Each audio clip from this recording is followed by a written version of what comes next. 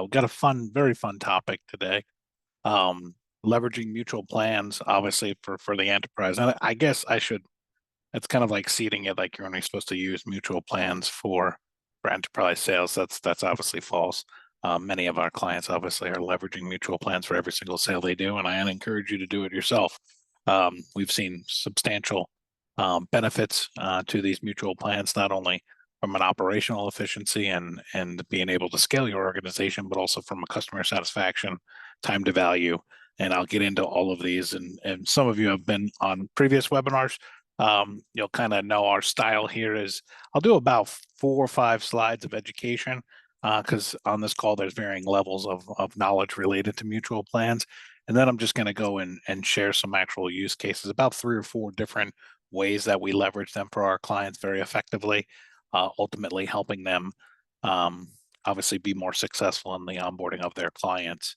And I will pull out a couple of specific things that I think are the major differentiations of mutual plan. And I think one of those is it's mutual. Let's not forget that word, because a lot of times when we talk with people, we find out that their mutual plans are not mutual. And so we'll kind of go through that and how to really make that come to life in this complex world of onboarding clients.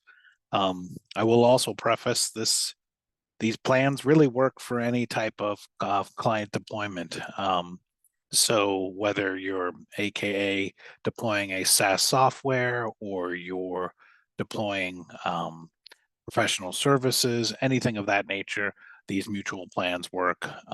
They also work pretty well for cross-selling and also in many cases sales. So I look forward to walking through with you a couple of the different use cases. But as I mentioned, for some of you on this call, you might not be very familiar with what a mutual plan is. So 30,000 foot, let's just normalize what a mutual plan is. And so a mutual plan is clearly a mutual agreement. I'm going to keep pounding on that quite a bit, but a mutual agreement, right, between the two parties here. Now, assuming a lot of you are involved in the onboarding and implementation phases within your company, we can just go through kind of a classic experience. You have sales team, lots of SMEs, a lot of that kind of stuff, proposal, and that you guys achieve the win. And then there's that risky handoff, right, where you're handing that off to your teams, and then you have the actual onboarding experience and implementation around that. I will discuss on this call a little bit too. Is mutual plans are heavily used in the handoff process, also separate from the actual implementation phase 2, because a lot of companies lose their clients actually just in the handoff process, and we have some really good resources um, on our website and other presentations actually about that. If you're interested in that, just go to our resources tab there and you'll find some really good. Oh, sorry, get some feedback from somebody. Um, but I would recommend uh, checking those out too in the handoff, and I will discuss that a little bit here today. But underlying kind of the 4 primary things of why you do mutual plans is to have shared goals, which again, shared and mutual. Um, Clearly defining expectations and responsibilities, because that's also a gray area that as we are bringing new clients into our platform, Engage, and they're going to use Engage obviously to onboard their clients, there's a lot of gray area. There's a lot of not clearly defined who owns what, when, where. And so a lot of challenges with that. And so by having mutual plans, you really kind of unearth all those gray areas and get them out into the public, not public, but you know what I mean, out into the relationship and managing expectations there. And then third piece, obviously, is timelines and milestones, creating those benchmarks for growth and creating those benchmarks for getting somebody to be successful. Again, we have a wide varying types of companies on the call today. We work with extremely complex enterprise onboardings, might take a year and a half to onboard if it's like an infrastructure deployment, right? We also work with companies that are live in a month in their onboarding or even faster.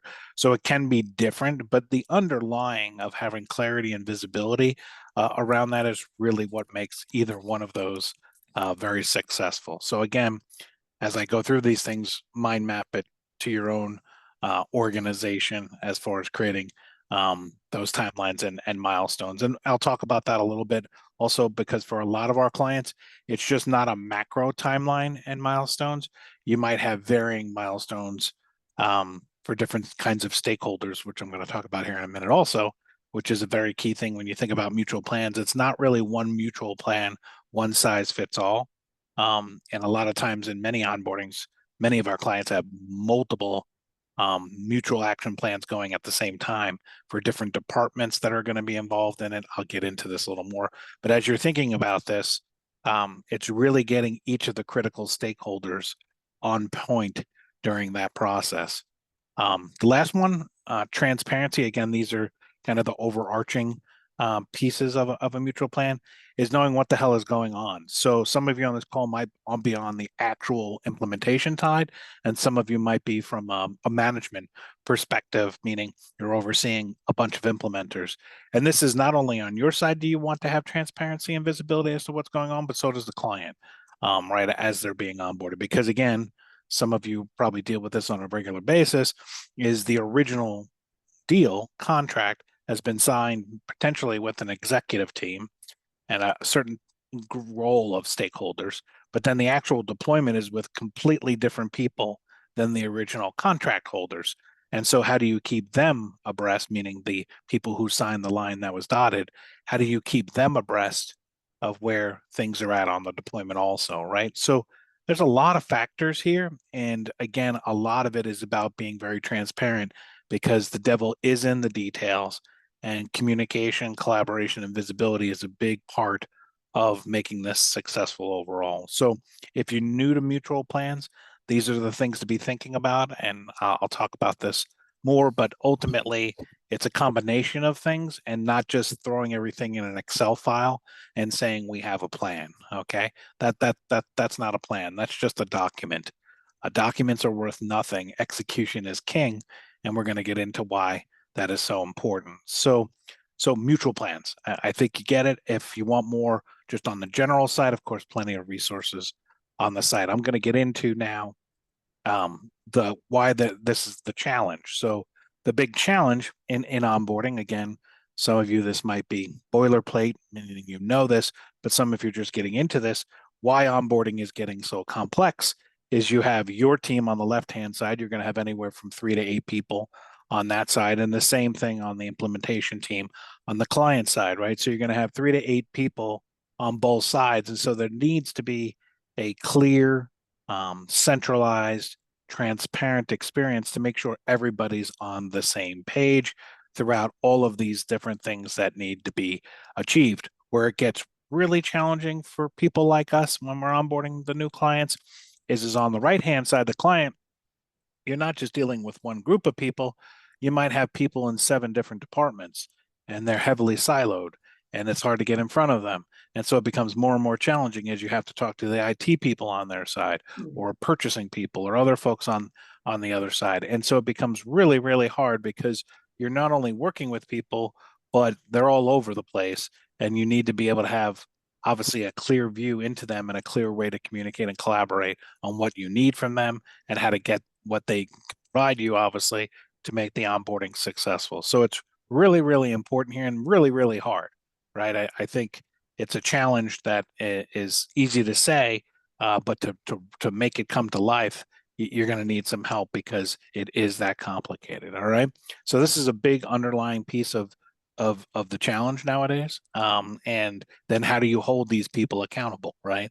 Ultimately, they're not your employees, but how do you hold this side of the equation accountable for getting your project, software, whatever it is you're deploying, out in an effective time? When are they really incentivized to do that? Is there visibility to their managers and leadership that they're falling behind?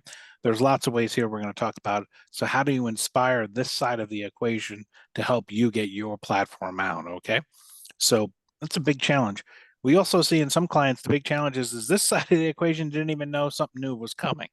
And some of you might be chuckling, but we have seen clients, and I'm not going to say anybody, but we have seen clients that the leadership team has bought something new and the actual onboarding team didn't even know it was coming.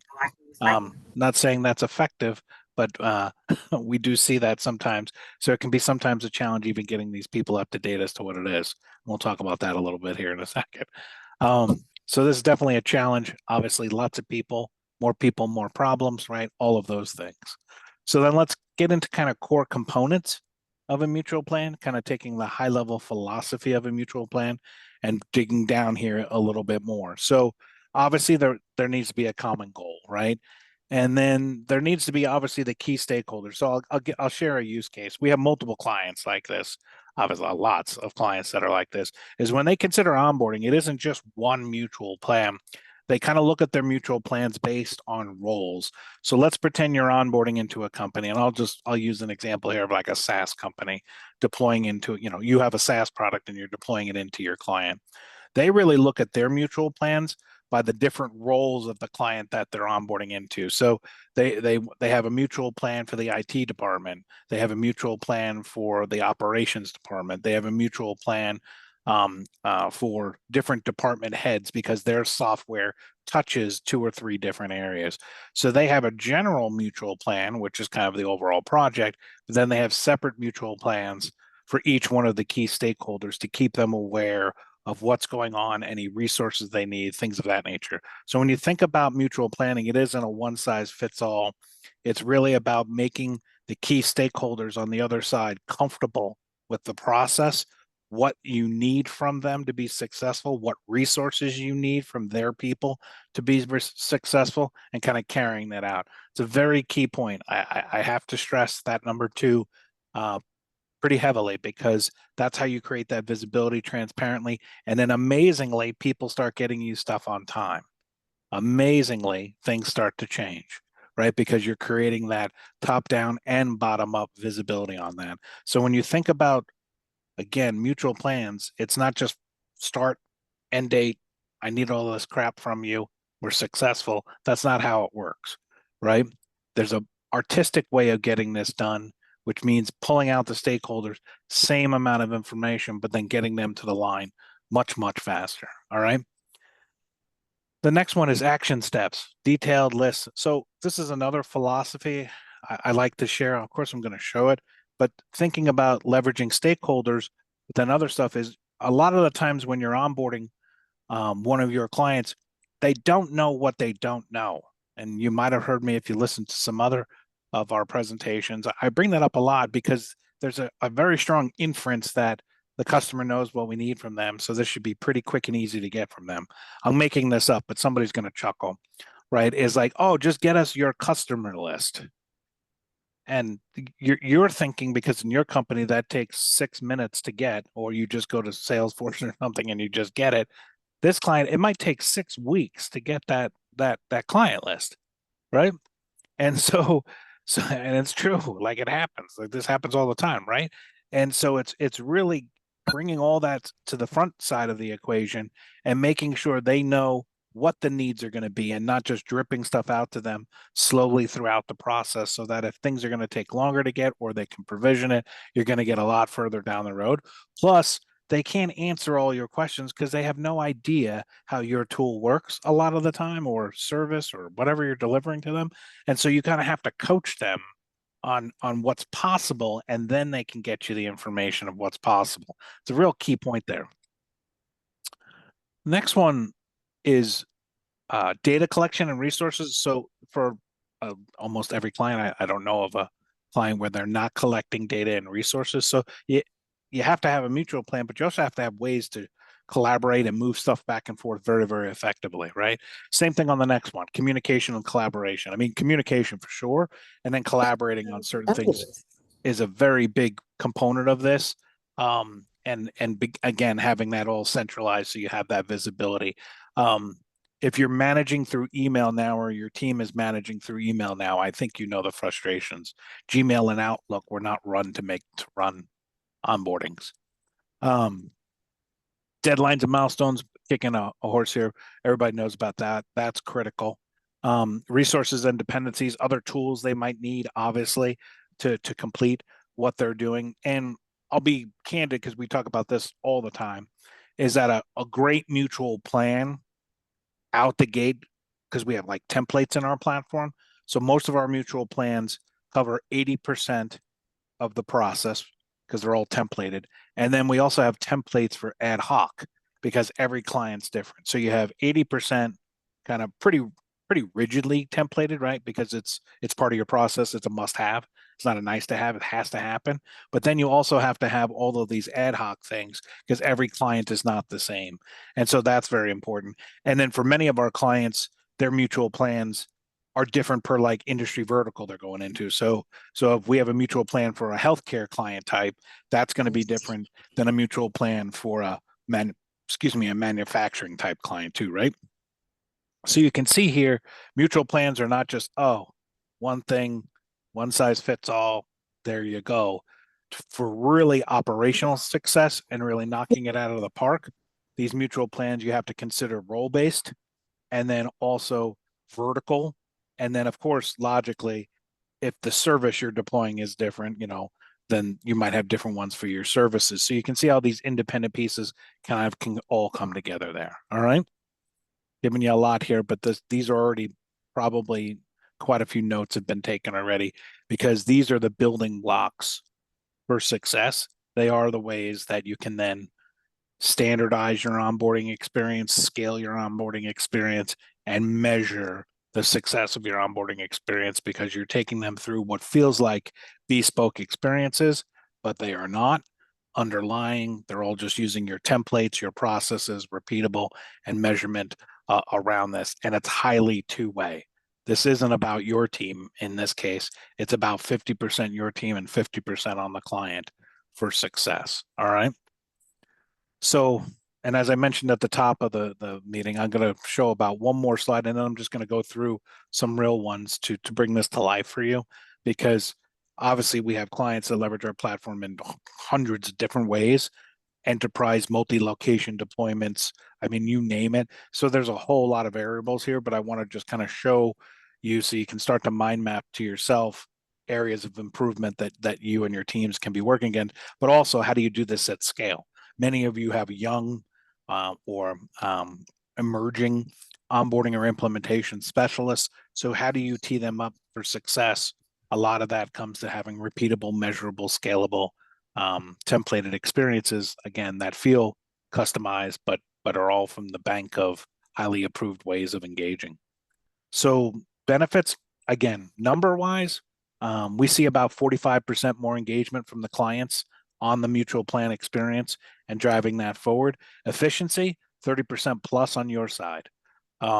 So meaning time on task, everything dramatically cut because of obviously building out those templates, building out those experiences, automating a lot of these things with our workflows and other things underneath our tool.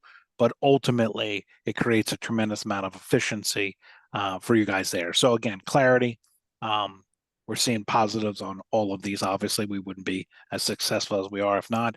But these are more thinking about from your purview. If right now you're basically doing this through spreadsheets, or we have a lot of clients, switching from like Excel to us, or Jira, or Smart Sheets, tons of clients kind of coming from simple, more internal facing types of tool sets and really leaning heavily into our side because of the mutual concept, as I talked about at the beginning. True onboarding is a mutual experience and driving that all inside one centralized ecosystem. So the benefits are substantial to your teams. And then, of course, obviously, to your customers, right? So at the end of the day, yeah, it's great that we're more efficient. Yeah, that's all good. Time to value is quicker. Those are all great things for us as on the business side of the transaction. But what is most important for value of the enterprise is that the clients that you have onboarded are happier. They're seeing value from your time to value. They're seeing value from your solution faster. All these types of things, which are mission critical. And we've done plenty of other presentations that you can check out around those concepts that completely change your bottom line, your team's bottom line as you look to get more budget. These are all real outcomes that need to be considered. So 30,000 foot, these are mutual plans, the reason why behind mutual plans.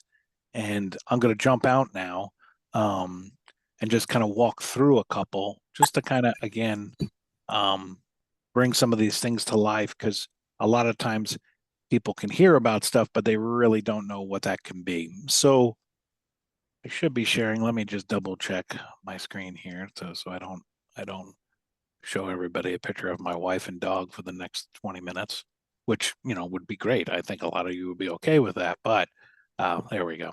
So okay, so off record or on record, this is our platform Engage. Of course, you guys signed up for the event, so I think you know about Engage. We provide a solution that is purpose built for onboarding.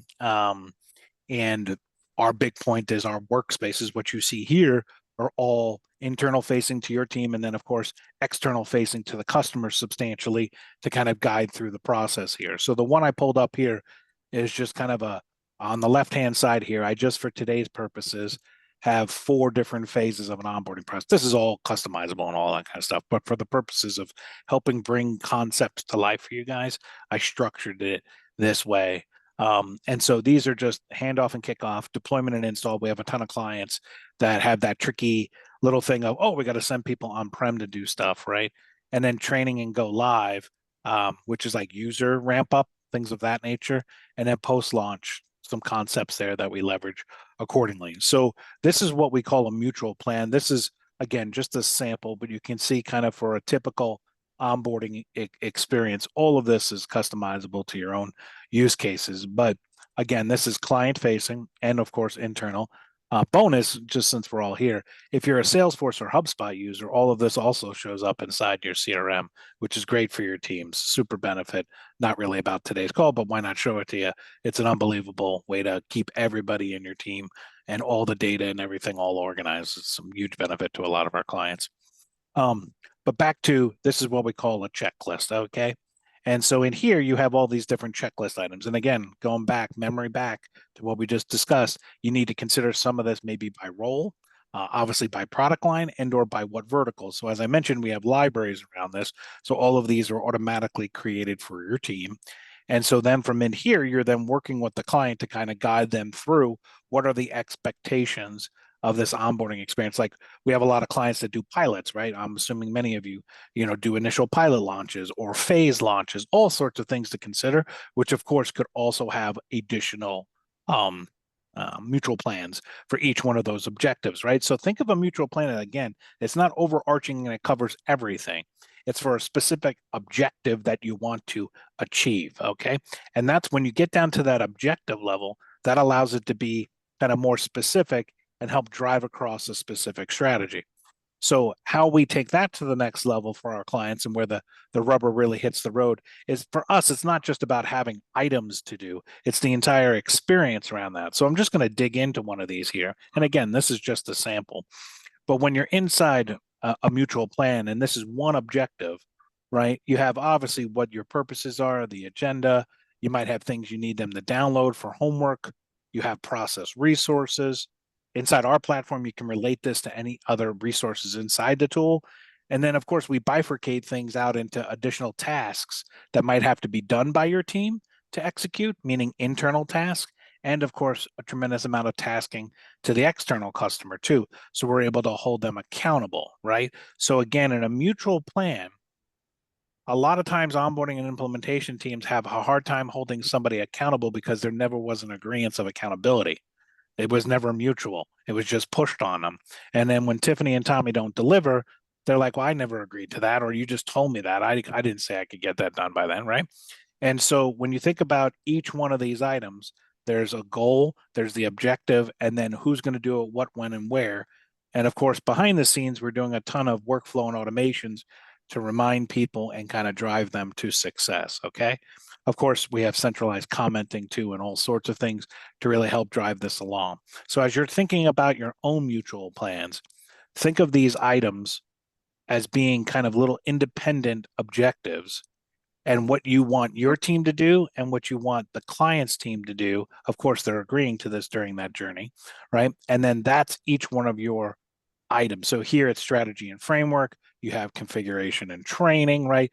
Approval and launch. You guys know. I mean, you break these out into specific objectives, and each one can guide them to success officially, just like I was just showing you there. So that's a real critical part of this. Again, centralized, specific, accountable, and then of course a ton of automations and workflow to remind, escalate up if somebody's off, right? All of these types of things where if you know this is due on this date and they haven't even gotten in yet, it creates an alert. Alert is a yellow. Yellow means call them, find out what's going on, right? Being proactive. It's too late when people miss deadlines. It's too late. That's not a winning strategy, right? It's about getting them before they fail and helping the customer win because it's in your benefit. Okay. So these are what when we talk about mutual plans, this is where success lies in mutual planning. Little operational targeted elements to drive across people to success on the critical needs of this. For instance, there's many in here. I don't know if I have one on this screen here, but there's like have the client upload data, right? A big problem that we have with a ton of clients is they ask the client for information. The client emails them back the information. Nobody looks at it. Nobody looks at the data. And then the day it's needed, they open up the Excel file and realize it's jack. It's crap, right? And so in here, we have workflow processes. When data is uploaded, it's pending. Your team has to review it, then mark it as approved, and then move on, right? Processes like that are critical to keeping everything on time. And of course, this is multi-threading, right? You're not literally doing anything. You're driving the client in multiple ways and multiple paths, again, like we were talking about earlier with roles or other opportunities in that. It's very simple to set these up too, because you really are doing this now. You're thinking about it now. You just haven't systematized it to success. And that's what we help our clients do with obviously Engage. So as I mentioned, basically this example here is kind of a prototypical, kind of onboarding experience, kind of high level. We do have a tremendous amount of clients that want to get into like this ecosystem of stuff where you might have, some of you might have um, we have another webinar about multi-location deployment. So if your product has anything that is on-prem stuff, we just onboarded a new client itself that they had problems with their people going to installs and the clients weren't ready, et cetera, et cetera. So it was costing them a ton of money and problems. So we see mutual plans also heavily used in circumstances like this, or capturing photos, warranty information too. Very, very popular kind of experiences. So again, these mutual plans are leveraged by our clients in many different operational capacities that they want to achieve, have measurement and reporting against to become efficient. So this on-prem install stuff, very, very critical for a lot of our clients. We also see a tremendous amount of, if anybody on the call has some software or anything like that, we have a tremendous amount of user onboarding checklists or mutual plans.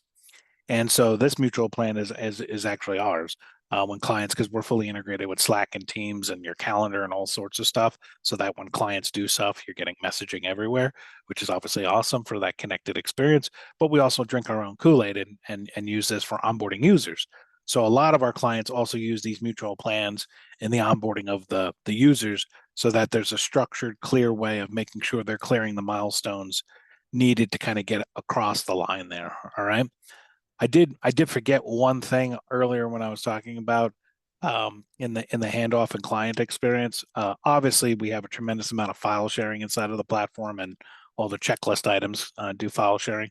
But we also have a lot of clients that want to use our forms infrastructure. So inside those checklist items for your mutual plan, a lot of times you are collecting data, but sometimes you want to collect it in a more structured manner. You don't just want the client uploading a document or an Excel file. You actually want them to fill out something so that you can validate the data and clean the data more.